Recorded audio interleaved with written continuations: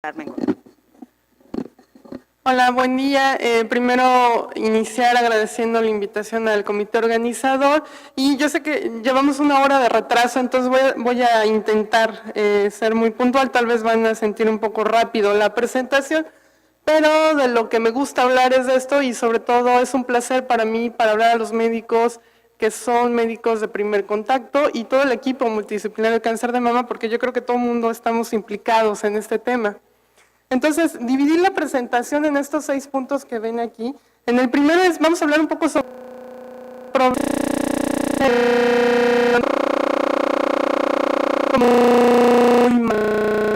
después de una brillante participación, pero quisiera que conocieran cuál es la magnitud del problema en México en unas pocas diapositivas, cuáles son las implicaciones prácticas como médicos que debemos cambiar en los pacientes, en nosotros mismos, y un poco sobre el trabajo que presentaré ahora en el Congreso Europeo de Cáncer sobre síndrome metabólico y respuesta a tratamiento y finalmente qué intervenciones hay y conclusiones. Bueno, esto es la incidencia de cáncer. Obviamente son proyecciones, como lo acaban de mencionar bien. Estas proyecciones es un poco como el pronóstico del equivocar, es decir, estas proyecciones son ciertas siempre y cuando se mantenga la tendencia. Digamos que, por ejemplo, para cáncer, esto es en cáncer en general, no para cáncer de mama en particular, lo que es que para países en vías de desarrollo, que es lo que ven ustedes en color amarillo, casi las 2/3 partes del cáncer, más o menos para los años 2050, van a ser en nuestros países, y esto pues habla de muchos factores, entre ellos la epidemia de la obesidad, que ahora le llaman la globesidad, ¿no? Porque es un fenómeno común a todos los países. Y esto es la tendencia de mortalidad y el número de casos esperados de cáncer de mama en México. Obviamente también son proyecciones y como ustedes ven, pues la tendencia es creciente. ¿Qué pasa sobre el sobrepeso y la obesidad? ¿Cuál es la proyección en un futuro? Esto es para países de la OCDE. Por alguna razón aquí no está México, pero como somos muy parecidos también en lo malo a Estados Unidos, pues yo diría que estamos prácticamente aquí, ¿no? Que para el 2020, ¿no? La prevalencia de sobrepeso y obesidad va a rebasar esto de 70%, ¿no? Que es ahora. Y esto es la encuesta nacional de salud para terminar con los últimos datos de epidemiología. Y lo que les quiero hacer notar es cómo desde los años 80 más o menos, ¿no? O sea, más o menos en un periodo de 30 años, si lo queremos decir así, la incidencia de sobrepeso y obesidad, que son las líneas en grises que ven ustedes ahí, pues prácticamente se ha cuadriplicado, perdón. ¿Qué significa esto? Bueno, pues es un problema creciente de salud y por eso no es raro que en México la primera causa de muerte sean complicaciones cardiovasculares o de la diabetes mellitus y la segunda sea el cáncer. ¿Por qué es importante? ¿Por qué un oncólogo médico como yo se dedica a estos temas? Yo creo básicamente porque es un tema muy común y es un factor modificable en cáncer. Si ustedes obviamente han tenido y tratado pacientes, la primera pregunta de una mujer con cáncer de mama es ¿qué ha hecho mal o qué han hecho mal para tener ahora un cáncer? Una de las respuestas probablemente tenga que ver con la epidemia de la obesidad. Se dice que cerca de 20,000 muertes por año podrían prevenirse si tuviéramos un índice de masa corporal menor a 25, es decir, si no existiera el sobrepeso. Obviamente la fisiopatología de todas estas cosas es un poco complicada, pero básicamente se trata de alteraciones en el eje de la insulina y el factor similar a la insulina de crecimiento, alteraciones hormonales y adipoquinas. Obviamente lo mismo, esta transición epidemiológica que hablamos, pues ha pasado también en países del primer mundo.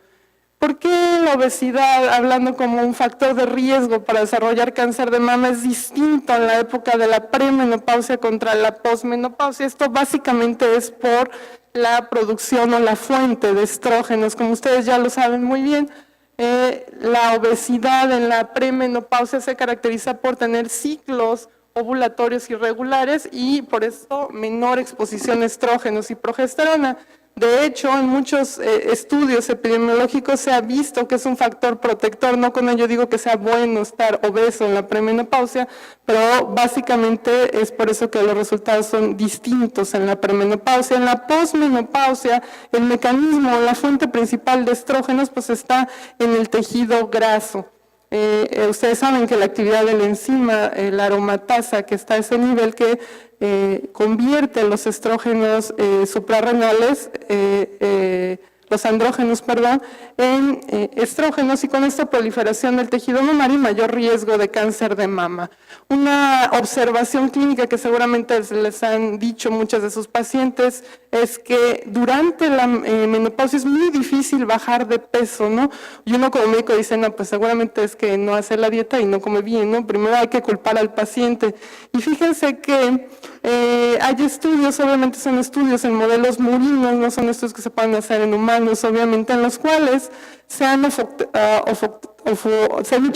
ofarectomías en ratones, y se les ha dado una dieta con incremento de las calorías, y lo que se observa es en los ratones que se les han quitado los ovarios, pues el índice de masa corporal se incrementa mucho mayormente que en los ratones que son, digamos, premenopáusicas. Es decir, los estrógenos protegen a la mujer sobre el mantenimiento o la homeostasis del peso corporal y además, como ustedes saben, sobre el metabolismo de los lípidos. Es por eso que en la menopausia pues, es más común tener alteraciones en el perfil de lípidos. Les presento estos datos son de una serie de nutrición donde yo trabajo. Básicamente es un estudio que realizamos en quimioterapia neoadyuvante para ver cuál era el índice de masa corporal de estas pacientes y bueno, no es diferente a lo que reporta la Encuesta Nacional de Salud, hasta un 70% tenían sobrepeso o obesidad, como ven ahí. Y de hecho, este es un factor en el subgrupo de cáncer de mama con receptores hormonales negativos, es un factor deleterio para supervivencia, que es la curva que ven ahí, y esto fue estadísticamente significativo. También los resultados en cuanto a adyuvancia y peso, es decir, las pacientes que han sido tratadas por cáncer de mama, esta es la curva de la doctora Godwin, que de hecho es la gente que más se dedica en el continente americano hacia los estudios de cáncer de mama y obesidad. Si ustedes ven, en el eje de las X, ante mayor índice de masa corporal, mayor probabilidad de tener una recurrencia a distancia y muerte, cáncer específica por mama. Es decir, esta gráfica nos dice que es muy importante en la vigilancia de las pacientes con cáncer de mama el control del peso y de los factores metabólicos. ¿Qué problemas prácticos tenemos los oncólogos y la gente que se dedica al manejo de cáncer de mama? Traje algunos ejemplos, por ejemplo, tamizaje. Estos son datos para población norteamericana. Como ven, son más de 8,000 pacientes y a medida que se incrementa el índice de masa corporal, la probabilidad de tener una mastografía de tamizado o el llamado screening en los últimos 2 años, disminuye esta probabilidad. Por eso ven ahí la razón de momios que se va incrementando. Esto quiere decir, se incrementa el riesgo de no tener una mastografía y eso está implicado en muchas cosas, pero entre ellas puede ser pena del paciente a ser descubierto, es decir, a la exposición corporal y muchas alteraciones psicológicas que se tienen para ni siquiera, no es que no tengan acceso, sino no querer tener acceso a hacer una mastografía de screening. Eso es para mis amigos de radiología, que yo sé que hay muchos aquí presentes.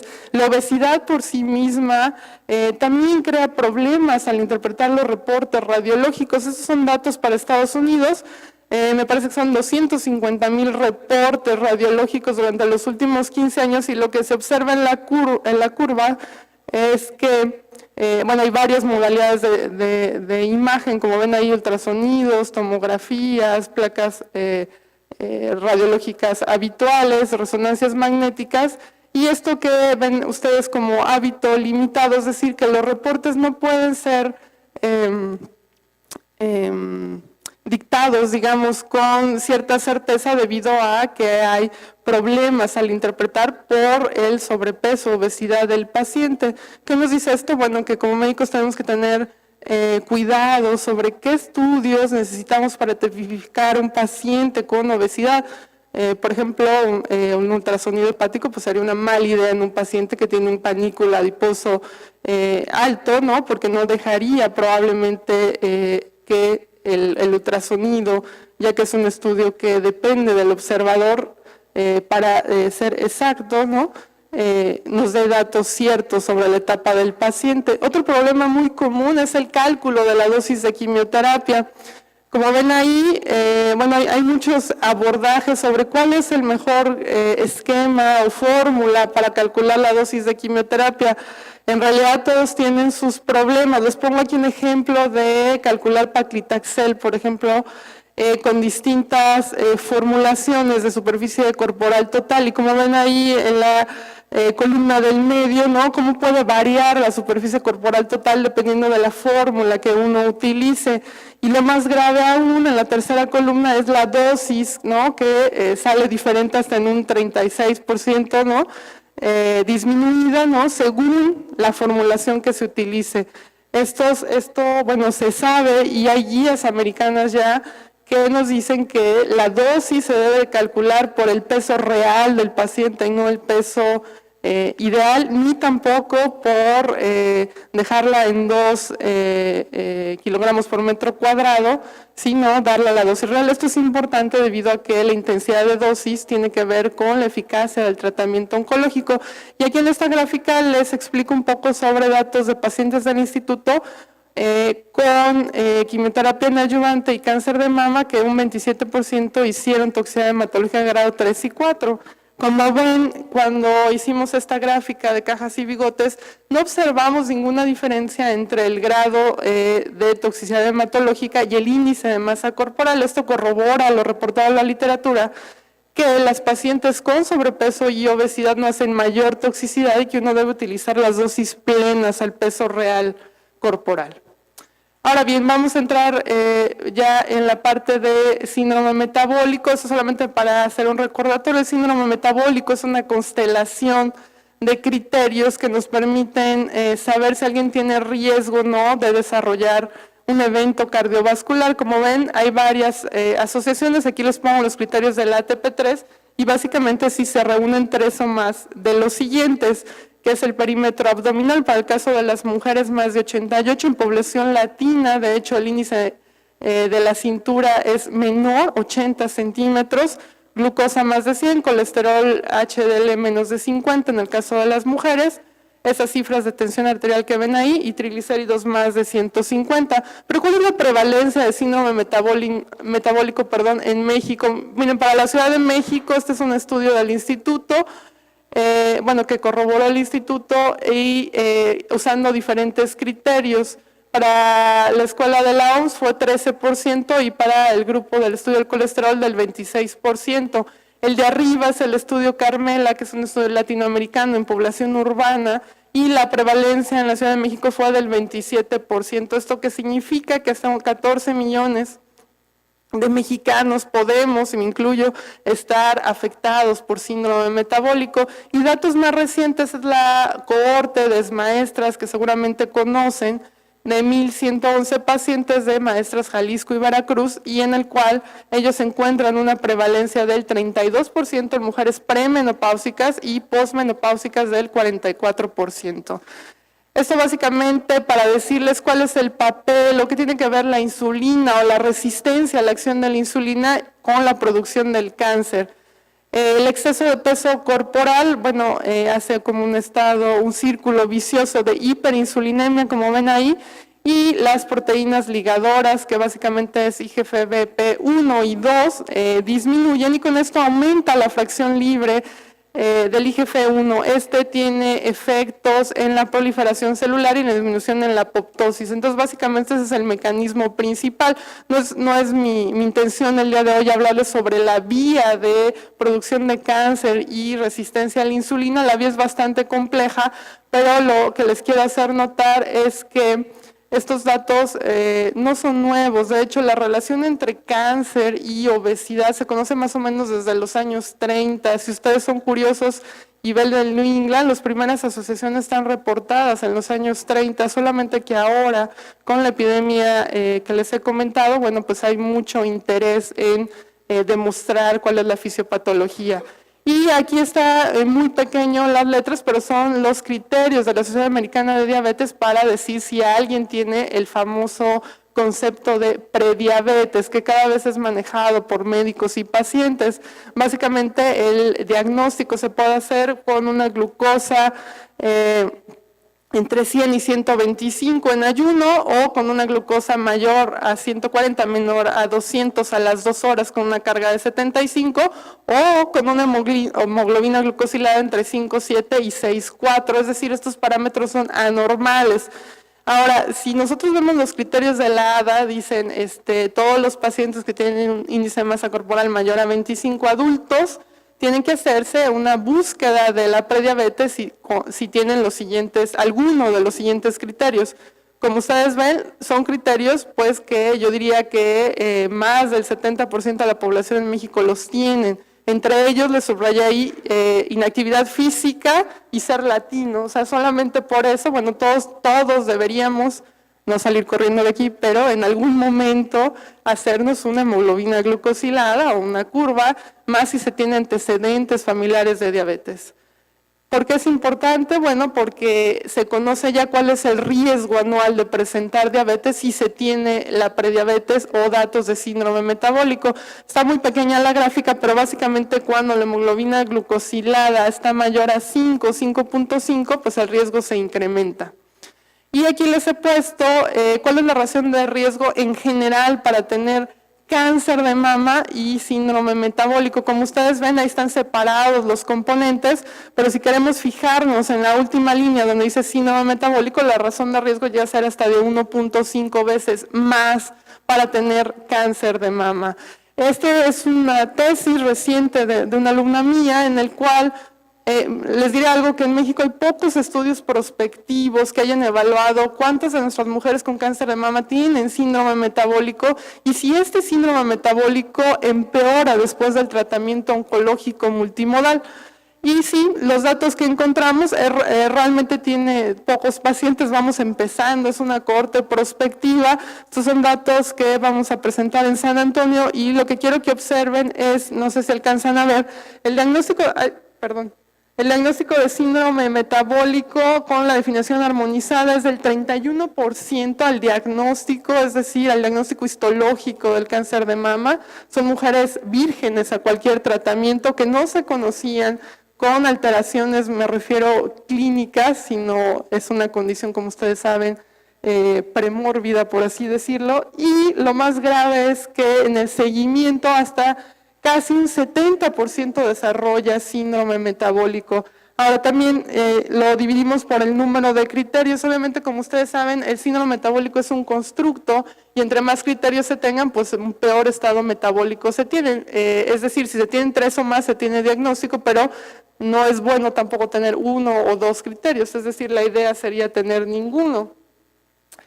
Ahora pasamos un poco al tema que voy a presentar en el Congreso Europeo. Básicamente es si el síndrome metabólico, la obesidad, disminuyen o no la eficacia del tratamiento oncológico. Los primeros datos son del MD Anderson, de la doctora Litton, y lo que observaron ellos en su cohorte es un estudio retrospectivo de 1,107 pacientes, que las mujeres que tenían obesidad pues la hacían mucho peor en cuanto a la supervivencia. Y bueno, de hecho fue un factor de riesgo el tener sobrepeso u obesidad.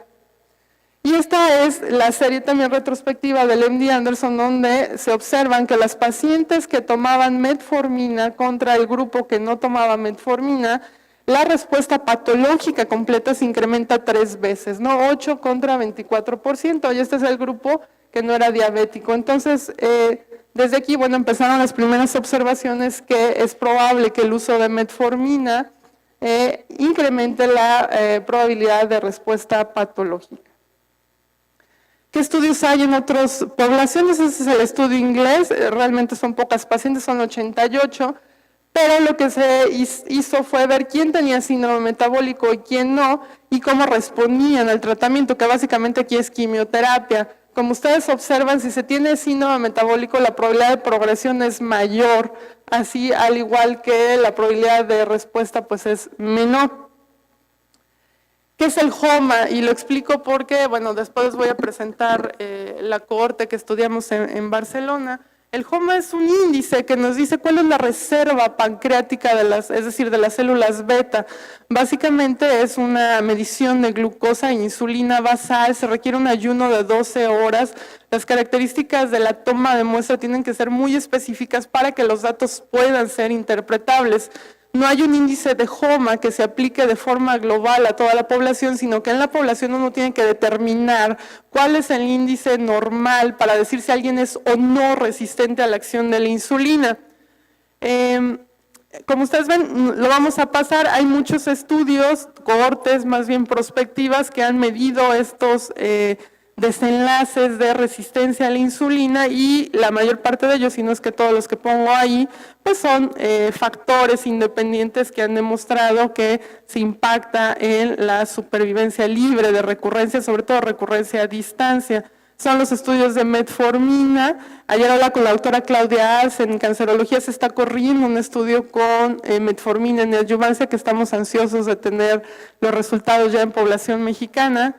Y esto básicamente es la pregunta de mi estudio de investigación. ¿Hay una asociación entre la resistencia a la insulina y la probabilidad de tener respuesta patológica completa? El diseño del estudio es muy sencillo.